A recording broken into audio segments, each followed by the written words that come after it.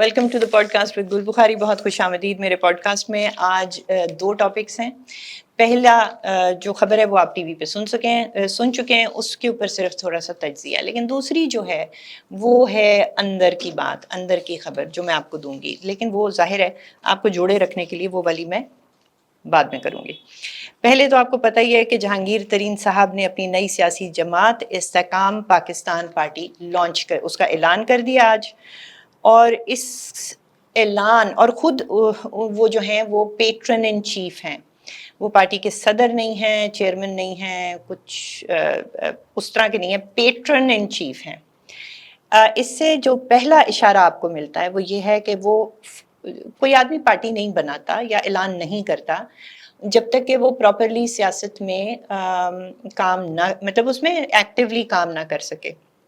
اس کا مطلب ہے کہ ان کی پوری ایکسپیکٹیشن ہے کہ جب بھی الیکشن ہوگا اس سے پہلے ان کی نااہلی ختم ہو جائے گی. تو یہ اس کا ایک بہت امپورٹنٹ کیا کہتے ہیں زاویہ ہے. اچھا، دوسری اس کے اوپر بات یہ ہے کہ اس میں کچھ بتا رہے ہیں کہ تقریباً 100 بندے جا کے شامل ہو گئے ہیں ان کے ساتھ، اور زیادہ تر وہی ہیں جنہوں نے پی ٹی آئی کو چھوڑنے کا اعلان کیا ہے. آج اس میں ایک دو بڑی مزے کی باتیں ہیں.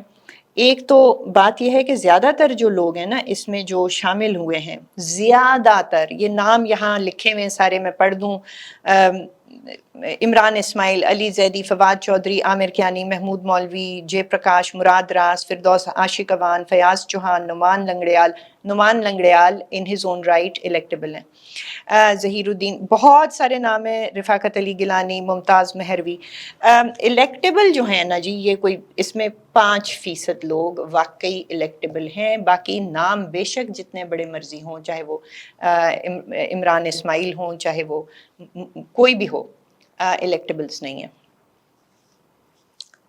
یہ بات اشارہ اس طرف کرتی ہے کہ کنگز پارٹی ابھر کر سامنے آ گئی ہے. اور جو اس میں علیم خان وہاں بیٹھے ہوئے تھے سٹیج پہ ان کے ساتھ، انہوں نے کہا کہ جہانگیر ترین نے ہم سب کو اکٹھا کرنے میں بڑے پن کا مظاہرہ کیا ہے. اب یہ میری سمجھ میں نہیں آئی کہ کیا اس میں بڑا پن کیا ہے. ملک کو ترقی یافتہ بنانا ہے، انتشار سے دور رکھنا ہے. یہ پارٹی، یہ سارے لوگ انتشار پارٹی کے لوگ ہیں جن کو توبہ صرف انہوں نے یا اس طرف آئے ہیں اور کہہ رہے ہیں ہم نے انتشار سے بچانا ہے. یہ سارے وہی تو لوگ تھے جو انتشار پھیلا رہے تھے، جو عمران خان کے ساتھ تھے جب تک وہ کہتے تھے کہ وہ ہماری ریڈ لائن ہے، یہاں پہ ہم جلا دیں گے، گرا دیں گے، بم پھاڑ دیں گے، عمران نہیں تو کچھ نہیں. یہی وہ لوگ ہیں جو انتشار کی سیاست کر رہے تھے، اور آج خیر سے ہمیں بتا رہے ہیں کہ انہوں نے آ کے ملک کو انتشار سے بچانا ہے اور ملک کو ترقی یافتہ بنانا ہے. یہی لوگ جب حکومت میں تھے تو آپ کو پتہ ہے کہ معیشت کہاں سے کہاں گئی تھی، کس طریقے سے آئی ایم ایف کے پروگرام کو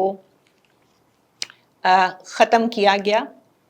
اور پھر جب پی ڈی ایم کی حکومت آئی، اس نے آئی ایم ایف کا پروگرام ری سٹارٹ کرنے کی کوشش کی. تو یہی وہ پارٹی ہے جس نے عمران خان نے اور ان کے کیا نام تھا ان کا، شوکت ترین، انہوں نے فون کیے پنجاب کے فائنانس منسٹر کو، کے پی کے فائنانس منسٹر کو کہ تم اس طرح کے خط لکھ دو کہ ہم تو جو آئی ایم ایف کو دے رہا ہے پاکستان کمٹمنٹس، ہم وہ کمٹمنٹس پوری نہیں کریں گے تاکہ پاکستان جو ہے وہ آئی ایم ایف وہ معاہدہ نہ ہو سکے جو اس وقت مفتاح اسماعیل کرانے کی کوشش کر رہے تھے، تاکہ پاکستان ڈیفالٹ کر جائے. کیونکہ ہم حکومت میں نہیں تو کچھ نہیں، ہم نہیں تو پاکستان نہیں. بے شک بیڑا غرق ہو، یہاں پہ ہائپر انفلیشن ہو جائے، ملک دیوالیہ ہو جائے، ڈیفالٹ کر جائے تو کر جائے.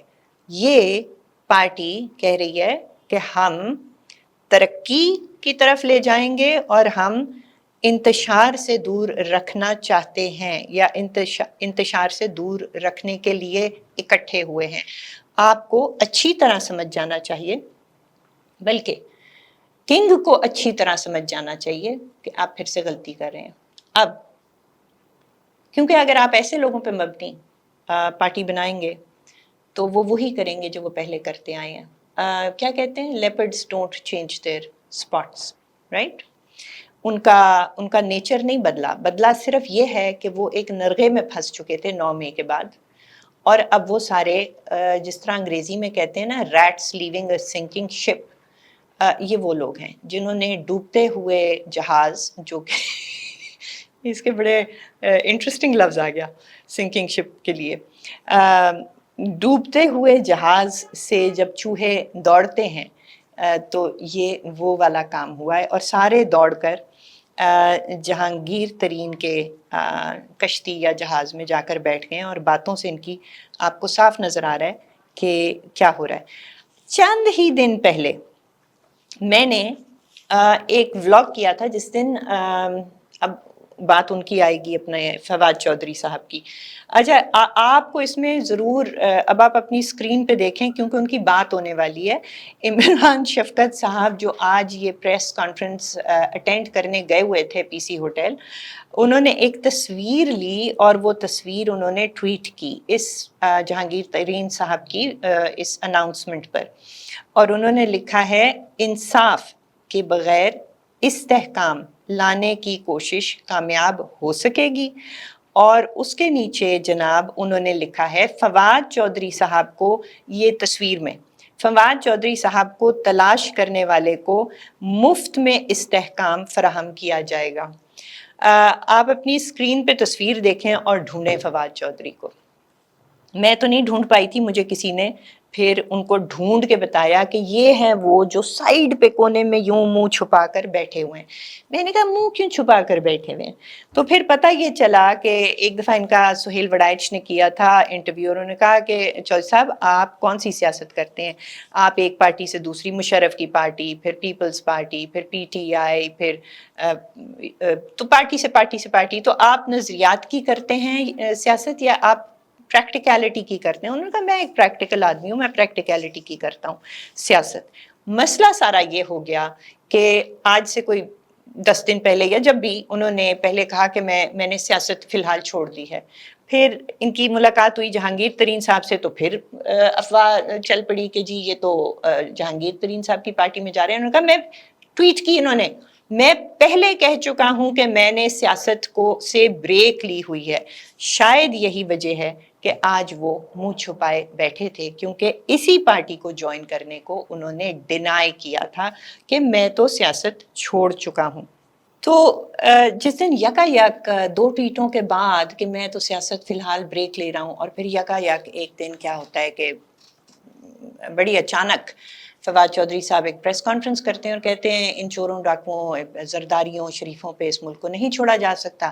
اور ان کے ساتھ مولوی صاحب کھڑے تھے اور ایک صاحب اور کھڑے تھے, عمران اسماعیل شاید ان کے ساتھ کھڑے تھے, اور انہوں نے اناؤنس کیا کہ ہم اپوزیشن کریں گے اور اس ملک کی خاطر محنت کریں گے. اور یہ تو لو جی سیاست میں واپس, 2 ٹویٹیں اور سیاست میں واپس. اس کے اوپر لوگوں نے تجزیہ کیا. یہ میں تھوڑا سا یاد دہانی کے لیے, تجزیہ لوگوں نے یہ کیا کہ لو جی آ گئی کنگز پارٹی. اچھا, میں نے کہا کہ یہ ہو نہیں سکتا, اور میں نے بڑی لاجک کے ساتھ کہا کہ کوئی کنگ کوئی پارٹی نہیں بنا رہا, یہ فواد صاحب آپ خود ہی لگے ہوئے ہیں آؤٹ آف ڈیسپریشن اور سم تھنگ. اور اس کے میں نے ریزن یہ دیے کہ جو آرمی اس وقت بہت ساری مشکلات میں گھری ہوئی ہے, آرمی کا سربراہ جو ہے وہ بہت سی مشکلات میں گھرا ہوا ہے, جس کا پہلا چیلنج یہ تھا کہ اس نے اپنی پاور کو کنسولیڈیٹ کرنا تھا. آرمی بے انتہا ڈیوائیڈڈ تھی, بہت کیمپین آرمی کے اندر سے چلی تھی کہ عاصم منیر صاحب, جنرل صاحب کو کسی بھی طریقے سے آرمی چیف نہ بننے دیا جائے. ان کو پہلا چیلنج وہ ہوتا ہے, آپ نے ایک آرگنائزیشن چلانی ہوتی ہے تو پہلے آپ نے اس کے اوپر اپنا کنٹرول کنسولیڈیٹ کرنا ہوتا ہے. ایک چیلنج یہ. دوسرا چیلنج یہ کہ جی جو پچھلے والے تھے وہ اور عمران خان کی حکومت مل کر یہاں پہ ری طالبانائزیشن کرا گئے تھے, اور بہت سے لوگوں کا یہ بھی سنا ہے کہ ان کو پراپر ٹریننگ بھی دی گئی تھی کہ اگر عمران خان کو کچھ کرنے کی کوشش کی تو یہ جو ٹرینڈ والے ہیں خاص طور پہ یہ پھر حملوں میں شامل ہوں گے.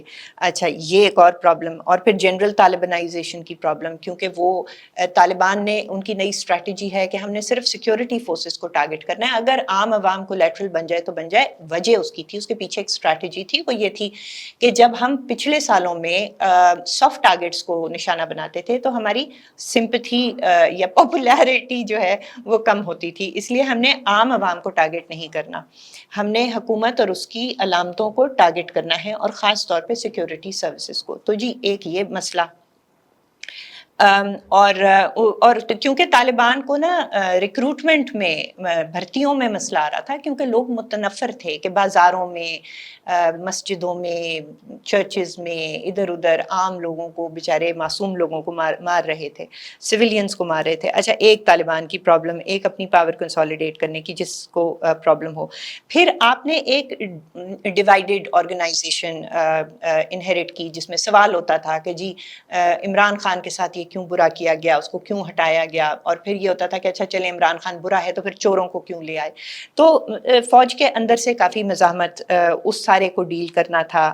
پھر آپ نے ایک صرف تفریق ہوئی بھی فوج نہیں، پورا ملک جو انہیریٹ کیا ہے وہ بھی پولرائزڈ ہے۔ یہ سارے چیلنجز، پھر پی ٹی آئی جو ہے جس قسم کی اٹیکس اور ابیوس، گالی گلوچ، الزامات، قتل کے الزامات، بیانیاں بنانا، پھر پی ٹی آئی کا یہ بیانیہ کہ ہمارے اوپر ہیومن رائٹس ابیوسز ہو رہی ہیں، امریکہ سے بیانات آ رہے ہیں، ادھر سے آ رہے ہیں، انٹرنیشنل آرگنائزیشن، یعنی آپ کو ان ساری چیزوں کا سامنا ہے۔ اس کے علاوہ پھر آپ کا ملک اس وقت بینکرپٹ ہے۔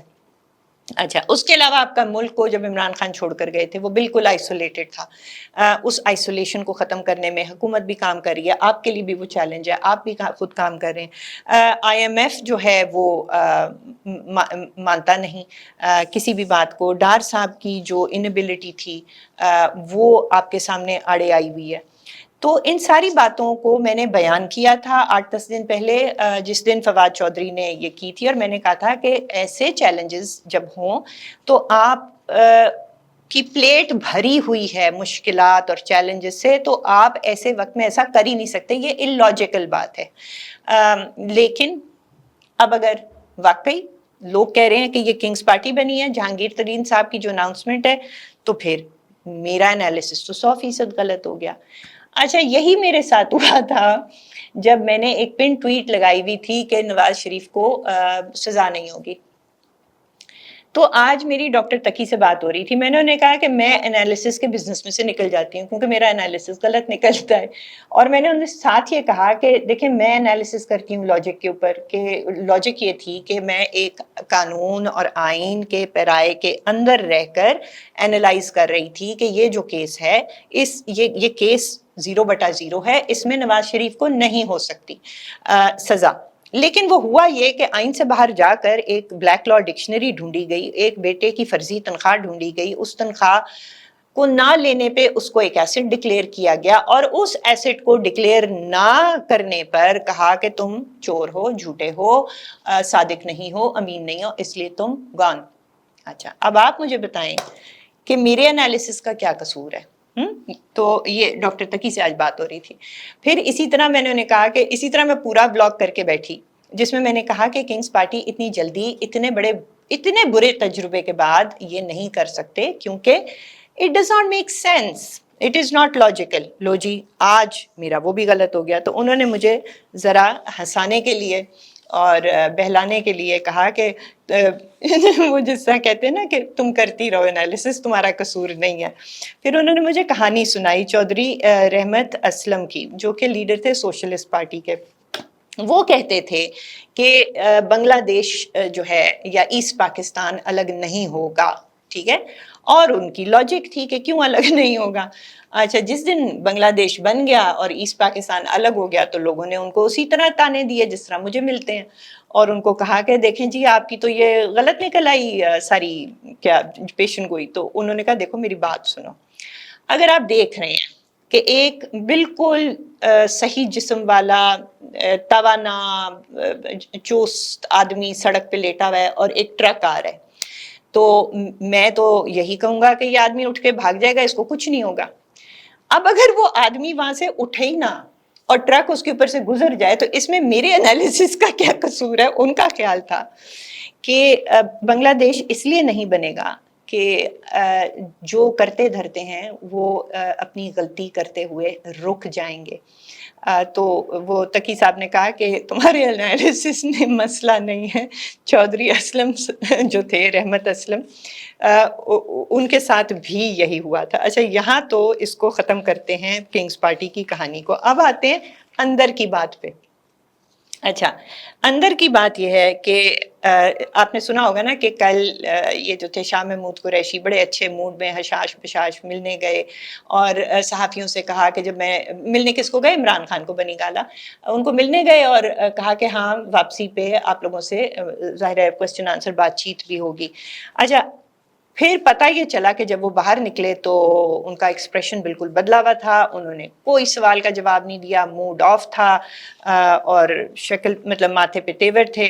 اچھا، ایک پھر جیو نے یہ خبر چلائی کہ ذرائع کے مطابق چیئرمین تحریک انصاف نے ملاقات والے کمرے میں شاہ محمود قریشی سے ملاقات نہیں کی. ان کی اور چیئرمین پی ٹی آئی کی ملاقات ویڈیو ریکارڈنگ روم میں ہوئی. اچھا چلیں، ذرائع کے مطابق شاہ محمود نے ورکرز کو، اب یہ امپورٹنٹ بات ہے، ورکرز کو ریلیف دلوانے کے لیے پالیسی بنانے پر زور دیتے ہوئے کہا کہ ہزاروں ورکرز پکڑے گئے ہیں، ان کے لیے کوششیں کرنی چاہیے اور پارٹی کو دوبارہ سسٹم میں لانے کے لیے سخت فیصلے کرنے ہوں گے.